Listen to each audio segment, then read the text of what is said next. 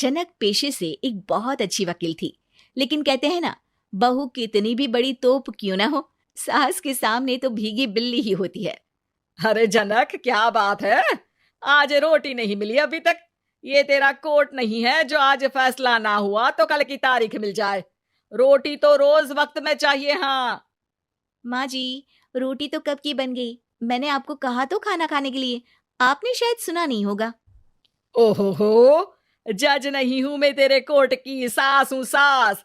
कोई दलील फालतू की मत देना यहाँ। बहुत जानती हूं मैं इन वकीलों को। अपनी बात ऊपर रखने के लिए झूठ बोलने में जरा भी नहीं सोचते। तभी वहां जनक के ससुर आ जाते हैं। अरे भाग्यवान, क्यों बेचारे के काम को कोसती रहती है हमेशा। मैं भी तो था वहां जब ये आई थी तुझे रोटी खाने को बुलाने के लिए। सास को तो अब गुस्सा आ जाता है कि कैसे किसी ने बहू की साइड ले ली। अरे वाह जी वाह, वो तो मैं जानती थी कि कोई ना कोई गवाह तो ये पेश कर ही देगी। पर मैं तो अब सीधा खाना खाकर सोने जाऊंगी। मुझे आदत नहीं है किसी से बहसा बहसी करने की।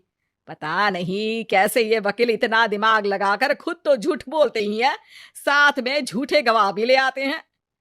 जनक को सास के ताने सुनने की अब आदत सी पड़ जाती। एक दिन जनक वकील की ड्रेस पर काला कोट पहनकर कोर्ट के लिए निकल ही रही होती है कि अरे कहाँ चली काला कौवा बनकर? टोक दिया ना। अब कोर्ट तो वकील वाली ड्रेस पहनकर ही जाऊंगी ना। वाह भाई वाह, दामिनी तो मैंने भी देखी है। सन्नी पाजी ने ऐसा ही कोट पहना था और कहा था कि तारीख पर तारीख, तारीख पर तारीख। मतलब कि कोई बात करनी है तो बोलिए, वरना वक्त नहीं है मेरे पास खराब करने के लिए। अरे पता नहीं तुझ में क्या देखा मेरे बेटे ने, सारा दिन वकीलों वाली बहस करती है, भोली भाली सास के साथ। अच्छा सुन, जो इतनी बहस मेरे आगे करती है ना, जरा अपने बॉस से कर ले, जो 1 साल भी ना हुए तेरी शादी को और काले कपड़े पहना दिए।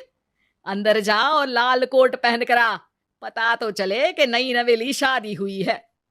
अरे माँ जी, कोर्ट में मेरा बॉस क्या करेगा, ये तो पूरे देश की ड्रेस है वकीलों के लिए। लेकिन सास तो ठहरी सास। अच्छा, तो कोई जरूरत नहीं है 2-4 साल कोर्ट जाने की। शादी थोड़ी पुरानी हो जाए तब इजाजत दे दूंगी मैं तुझे काले कपड़े पहनने की। अब क्या था, मन मारकर जनक को लाल रंग का कोट पहनकर कोर्ट जाना पड़ता है। उसके जाने के बाद आहा, बढ़िया, ये पूरे देश की ड्रेस की बात करने वाली। अरे पहना दिया ना लाल कोट। अब सास आए दिन या तो जनक को उसके काम का ताना देती या फिर उसका काम छुड़वा देने की धमकी। तंग आकर एक दिन जनक पति से कहती है, मैं सोच रही हूँ कि कोर्ट जाना बंद ही कर दूं। अरे क्यों यार, इतना अच्छा करियर है, क्यों छोड़ने की सोच रही हो? अरे लाल रंग का कोट पहनकर जाना पड़ता है। हर बात पर सास ताना देती है कि वकील तेज होते हैं, सवाल जवाब करते हैं, झूठी दलीलें देते हैं। अरे तो ठीक है ना, वो जो कहती है अपनी समझ से कहती है, लेकिन तुमको तो पता है ना कि सच्चाई क्या है।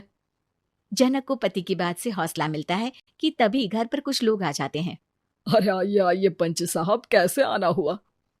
अरे भाई साहब, सुना है कि आपकी बहू वकील है। तभी वहां सास आ जाती है। हाँ है तो, लेकिन क्या हुआ? फिर कहीं बहस कराई क्या? अरे हम तो खुद दुखी है उसके व्यवहार से। अरे भाभी जी, आपको तो पूरा मोहल्ला जानता है कि आप कितना बोलती है। फिर हम यहाँ बहू रानी की कोई शिकायत नहीं, बल्कि अपनी परेशानी लेकर आए हैं। ससुर जी खुश हो जाते हैं। हाँ हाँ, मैं अभी बहू को बुलाता हूँ।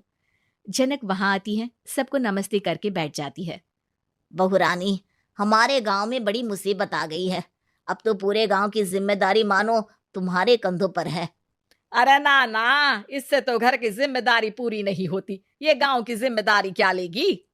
भाभी जी, आप चुप हो जाओ, यहाँ पढ़े लिखे लोगों की बात हो रही है। आप जाओ, जरा रसोई से सबके लिए चाय लेकर आओ। मैं कॉफी लूंगी। हाँ हाँ, वकील साहिबा के लिए कॉफी। सास सर पैर सब पटक कर वहां से निकल जाती है। बहू, गांव में पानी नहीं आ रहा है, पड़ोसी राज्य ने हमारा पानी रोक रखा है।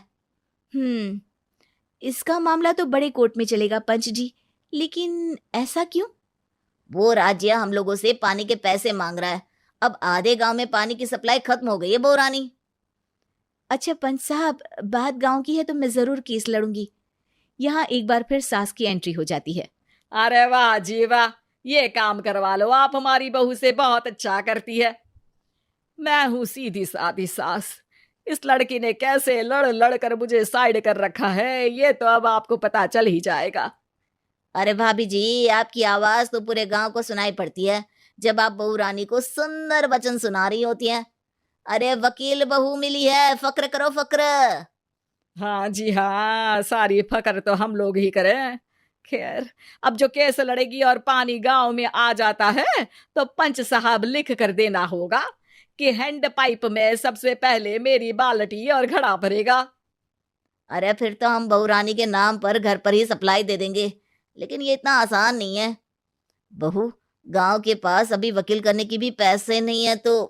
अरे पंच साहब, ये मेरे गांव का मामला है, मैं आपसे एक भी पैसा नहीं लूंगी। सास को बहू की बात पर गुस्सा आ जाता है, लेकिन सबके जाने के बाद झनक मन लगाकर गांव की परेशानियों को दूर करने में लग जाती है और वो दिन भी आता है कि झनक केस जीत जाती है। अरे आज तो प्लम्बर आकर घर तक पाइप लगा गया है। खुश हो जाओ, मेरे कारण तुम लोगों को घर के अंदर ही पानी मिल जाएगा।